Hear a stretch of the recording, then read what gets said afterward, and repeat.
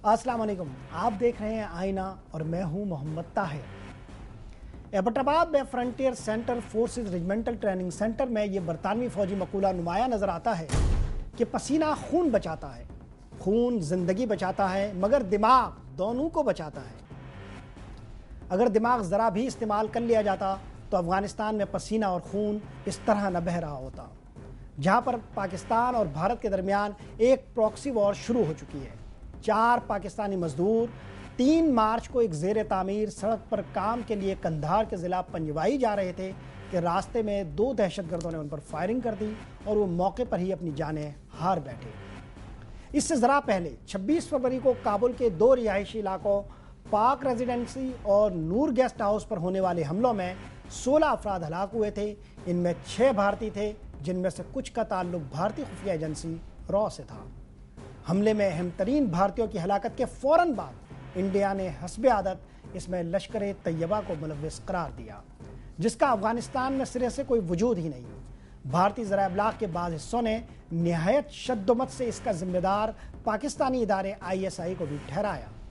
हालांकि इसकी जिम्मेदारी तालिबान ने कबूल भी कर ली थी। चंद माह कबल 7 जुलाई 2009 को काबुल में भारतीय सिफारत खाने पर खुदकुश कार बम हमला हुआ था, जिसमें 41 अफराद हलाक हुए थे। इस वाक़े की जिम्मेदारी फ़ौरन ही सिराजुद्दीन हक्कानी ने कबूल की थी, मगर मज़े का खेज़ तौर पर भारत आज तक इसका इल्ज़ाम पाकिस्तान पर ही आयद करता है। इंडिया इन हमलों को जवाज़ बनाकर अब 2 मुतालबात कर रहा है। काबुल में उन्हें उसी तरह महफूज रिहायशी इलाके दिए जाएँ जिस तरह जंग आज़मा अमरीकियों के पास है, और दूसरा मुतालबा वो ये कर रहा है कि भारतीय असासों की हिफाजत के लिए उसकी स्पेशल फोर्सेस को अफ़गानिस्तान में तैनात किया जाए। भारतीय सेक्रेटरी खारजा शिव शंकर मेनन इन दोनों अहदाफ को लेकर 5 मार्च को अफ़गानिस्तान पहुँचे। इत्तलात ये हैं कि अफ़गान हुक्काम ने काबुल में वाक़े भारतीय सिफारत खाने और कंधार, जलालाबाद, हिरात और मज़ार शरीफ के 4 कौंसल खानों के लिए भारत को अपनी स्पेशल फोर्सेस की तैनाती के लिए इजाज़त दे दी है। इस तरह इन कौंसल खानों से अंदेशों की एक नई आंधी अनकरीब उठने वाली है, जिसका रुख पाकिस्तान की जानिब होगा।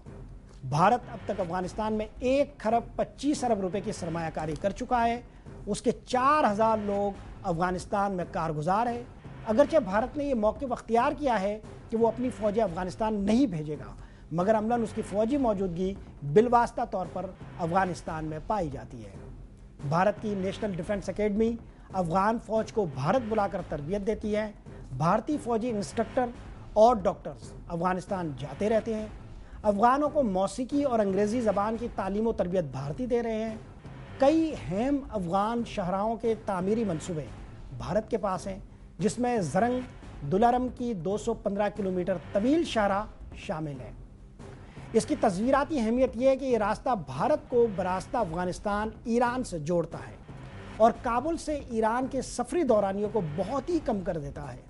इस सड़क की तामीर के दौरान 129 अफ़गान और 6 भारतीय तालिबान हमलों का हदफ बने, मगर भारत ने इस मंसूबे को 3 बरसों में बहरसूरत मुकम्मल किया। अफ़गानिस्तान में सेहत, तालीम, तवानाई और समाजी शोबों पर भारत अपनी गिरफ्त मजबूत से मजबूत तर करता जा रहा है। वस्त एशिया का पुल अफ़गानिस्तान पल पल भारत के हाथ जा रहा है, जहां पर तालिबान को भारत के रास्ते की वाहिद रुकावट समझा जा रहा है, और भारत इन्हीं तालिबान की हिमायत हासिल करने का मकसद लेकर अपने वज़ीर आज़म को पिछले दिनों सऊदी अरब भेज चुका है। इसके बिल्कुल बरक्स पाकिस्तान में तालिबान के अहम रहनुमा पुरस्कार तौर पर गिरफ्तार किए जा रहे हैं। वाक़यात इस पूरी घुम्मन घेरी से आइंदा दिनों का नक्शा क्या बनता है, और इसमें बहने वाले पसीने और खून को बचाता दिमाग कहीं इस्तेमाल भी हो रहा है या नहीं, ये पूछते हैं अपने माहिरीन से एक वक्फे के बाद।